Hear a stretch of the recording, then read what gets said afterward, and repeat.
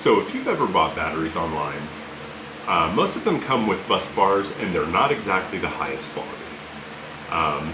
A lot of times this isn't an issue if you're not going to be pulling very high current, but for what we do, we really need to make sure that we have adequate busing, and I'm going to demonstrate that today. So I was recently paid to build a battery for someone that just wanted something less expensive than one of the normal batteries. So I do have some cells on hand. We're going to do a total of 8 cells, so 12.8 volts, 8 total batteries. The problem is the bus bars that it came with are very small. Something low cost, I'm not going to have bus bars fabricated for this, so I mean that's out of the question. So therein lies the question, well, what do we do to make sure that we're actually getting the battery's performance, we're not causing any danger with the supplies included? And I'm going to go over that today. So I'm going to go ahead and bring the camera around so you can get a better view of my battery monitor. And we're going to run some tests on both one bank. So we do have double the bus bars, we doubled them up, but we're going to do 4S1P. And then we're going to test this, because in theory, this should pull twice as much, but the problem is, will these bus bars handle it? We're going to find out, and if they don't, we're going to find out the solution. So I'm going to bring the camera around and we'll begin the testing. Okay, so first up, we have the 4S1P bank. So we're sitting at 13.43 volts. So we're going to go ahead and turn on one of the heat guns and monitor the current. And we're going to do this 3 times for 30 seconds each. I'm going to actually go ahead and reset the data in the app, so I'll be able to export this and we'll be able to graph this out exactly how the battery performs in each state. So you do see the timer now has been reset there. I'm going to clear it one more time. And the capacity is not right, but I'm not going to change that in between all these tests since we're testing various capacities. So we're right on track with where the batteries want to be at 25 Celsius. 13.42 volts, I just charged it up. So let's go ahead and do a test.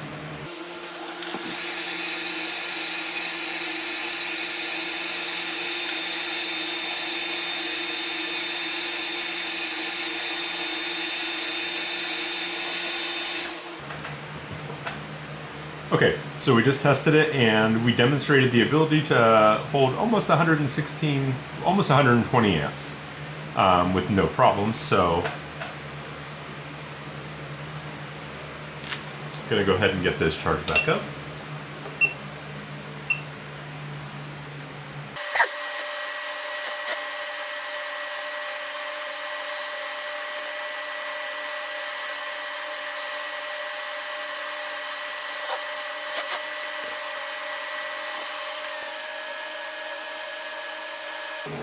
Okay, so now we are going to run the test again. We're at about 230.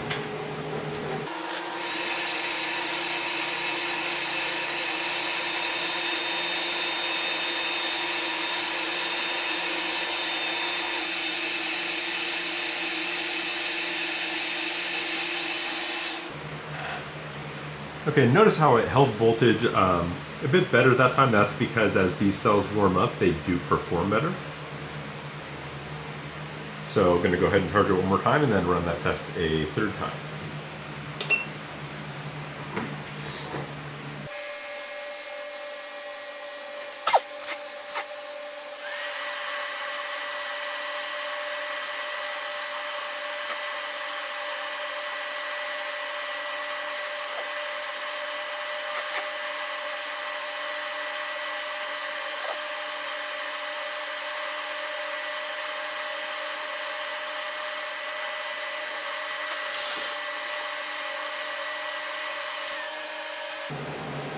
Okay, so now we are back to full, and I'm going to go ahead and run the test again. We are at about 535.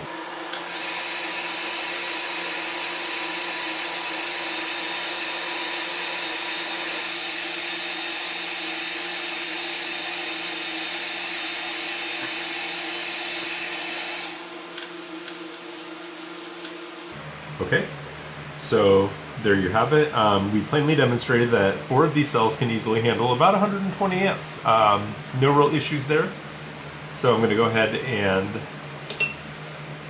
get this charged.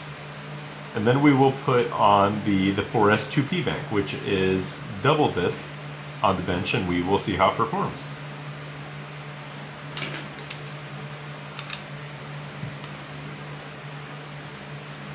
As far as temperature goes, we do have, it looks like about 94 is the hottest I am picking up anywhere, but there was yeah, 94.6. The cells themselves, relatively cool, 90 Fahrenheit.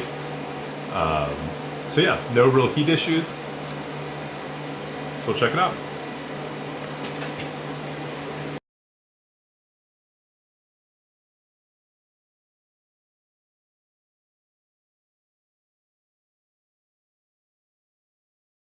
Okay, so here we have our 4S2P bank, and just for reference, these are the bus bars that came with it. They're 12 millimeters wide and only a millimeter thick, so when we double these up, we have a cross-sectional area of, what, 25 millimeters? That's a little better than 4 gauge, I think, but this is aluminum, so you have to keep that in mind that, you know, we can't be pulling hundreds and hundreds of amps through this, even doubled up. Anyways, I will get this hooked up and we will begin the test.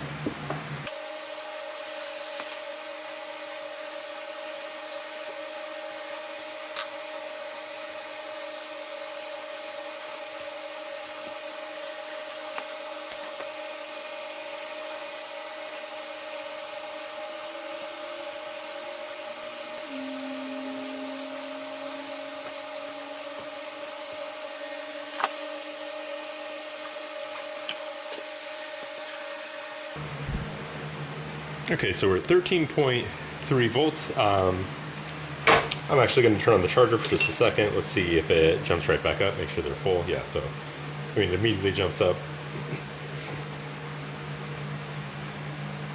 So first, we're going to do the same test. And that is just 100 and, you know, around 120 amps, and see how a bank twice as large performs.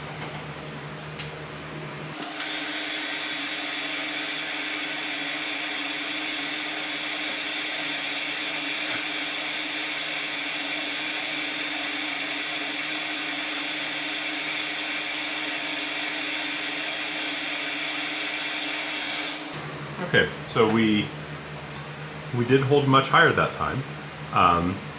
Lowest I saw was about 12.45. So go ahead and charge this back up. Okay, so now comes the real test. We should be able to approximately double the first bank. So I'm going to turn on some additional accessories on the inverter, and we'll go ahead and start the test once that hits 1210.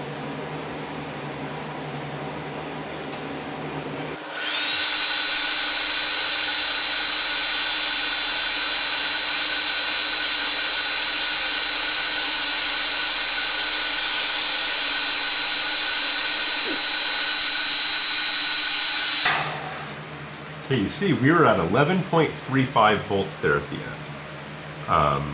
And that was actually over double. So, I mean, maybe that can have something to do with it, but let's check out the heat.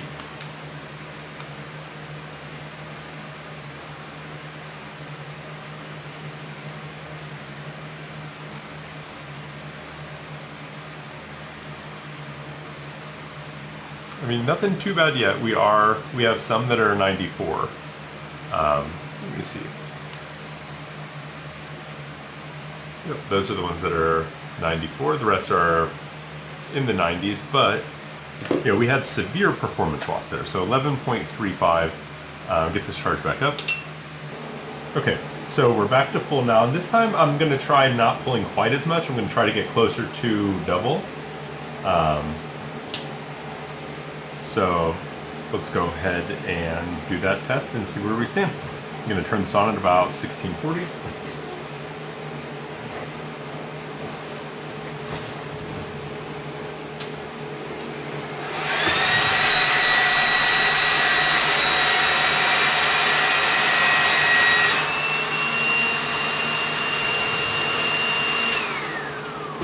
That's completely my bad. I forgot to turn off one of the other accessories. Gonna go ahead and get it charged back up.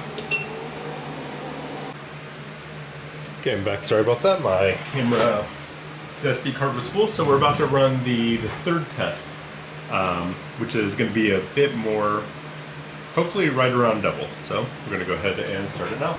Okay, so I found a good setting for it at least. So charge this back up. We're going to pull about 210 amps. So it should be able to easily do 210 amps just based on the fact that the first time through we were able to do about 120. Okay, so here's going to be our test.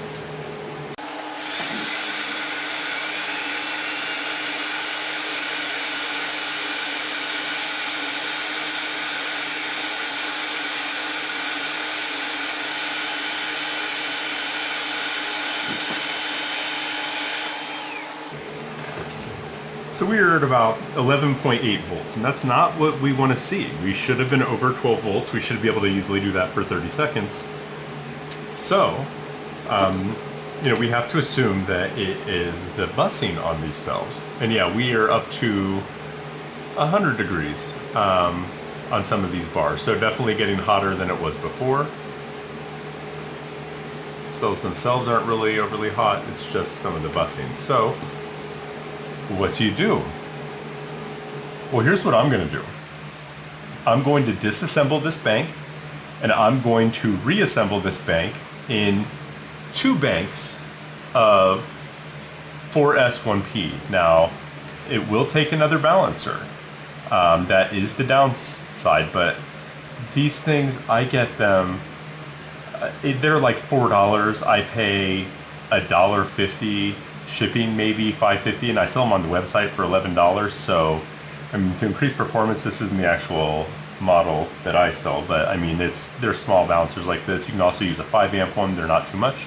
So let's go ahead and gonna stop the video, get these reassembled, and then we will test the outcome of that.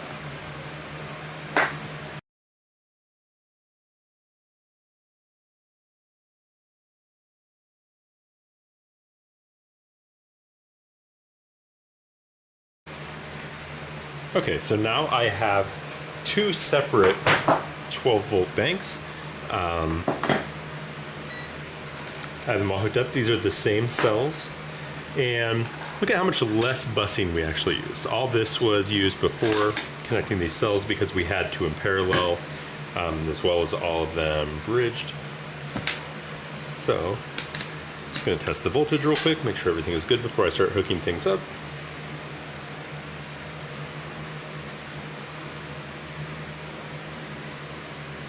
$13.31 on both banks.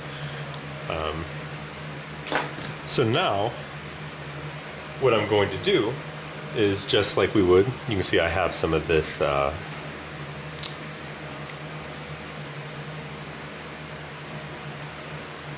paneling here. I'm drawing a blank on what it's called. That's to protect the cells when they're up against each other so they don't rub.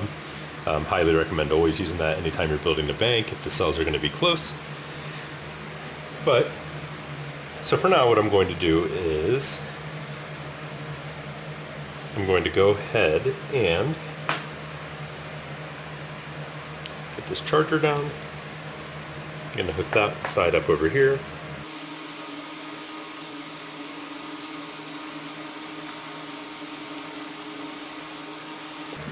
Now I'm just going to hook it up to the positive terminal on the other battery, so we're just hooking these batteries up in parallel. The wire's not specifically cut for this, it's just something I had laying around. Didn't feel like making a new wiring for this demo.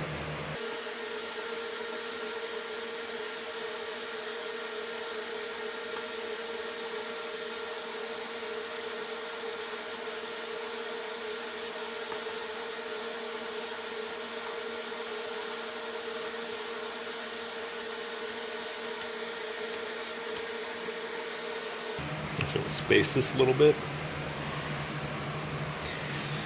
Okay, now same thing with the negative. I'm just going to go from here.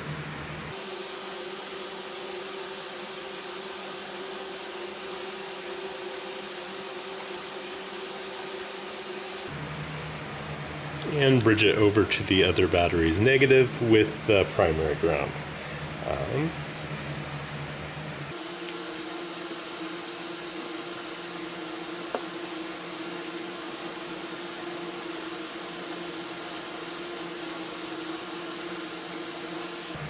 Okay, so now we have both of the batteries hooked up in parallel now, two separate 12-volt banks. I'm going to go ahead and hook this up.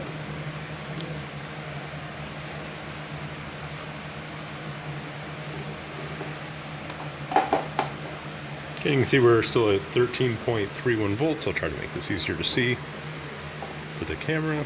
No, that's not going to work.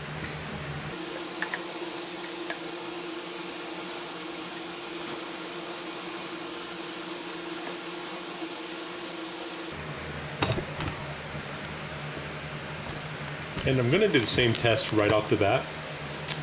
The one that we did last time where we ended up at, I believe, 11.8 volts, and we should have been able to hold that. So I'm going to go ahead and start the test, and we will see where we land.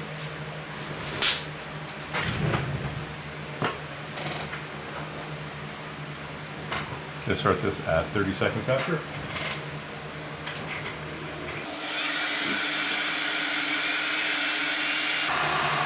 And see, now it's holding much higher voltage with the exact same batteries, with less busing. We did have to add in some wires to attach the cells, and we would need to use another balancer, but as we approach the 30-second mark, we are still very far above where we were.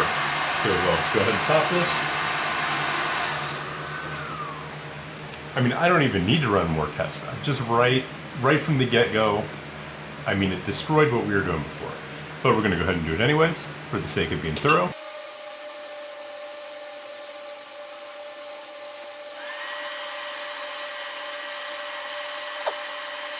And I don't even think I'd had it charged back up from the previous test, so I mean, not only that wasn't even at maximum capacity. Might have been, I'll go back and review that, but I mean, either way, just right from the get-go, we've solved the problem. Okay, we're back to full capacity, and I'm going to run the test again, see where we stand this time.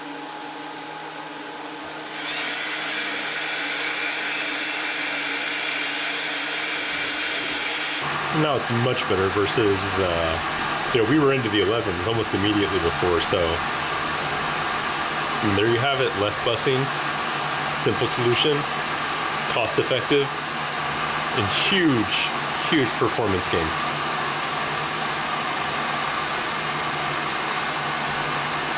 I mean, I can just leave it going at this point, whereas before, I mean, at 30 seconds, we were at 11.8. We're just kind of hanging out now.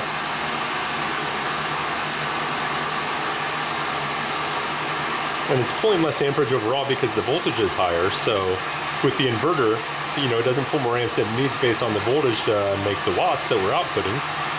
I'm going to go ahead and stop the test.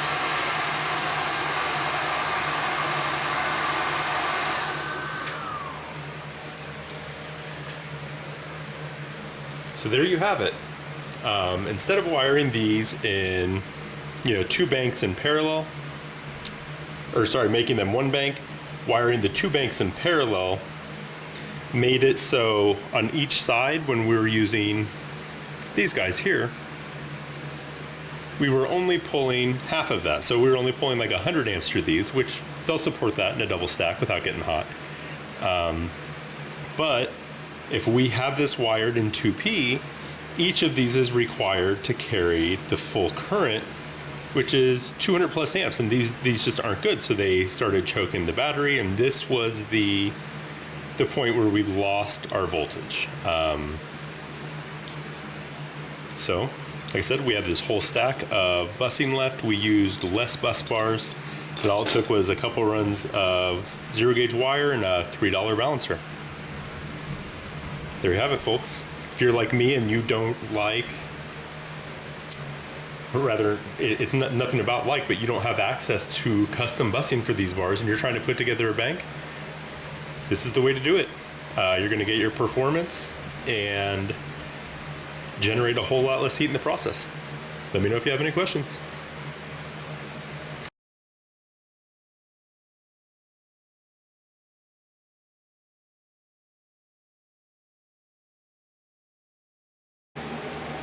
Back for an encore. Thought I would go ahead and run that big test that really messed the other one up. Took us down to 11.35. Gonna go ahead and turn it on.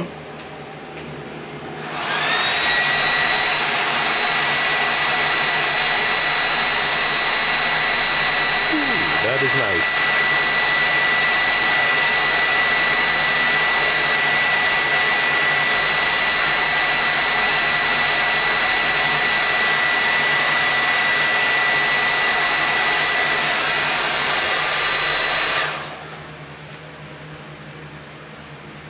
Just pulled over 250 amps, easily held 12 volts. Less busing. Have a good one, everyone.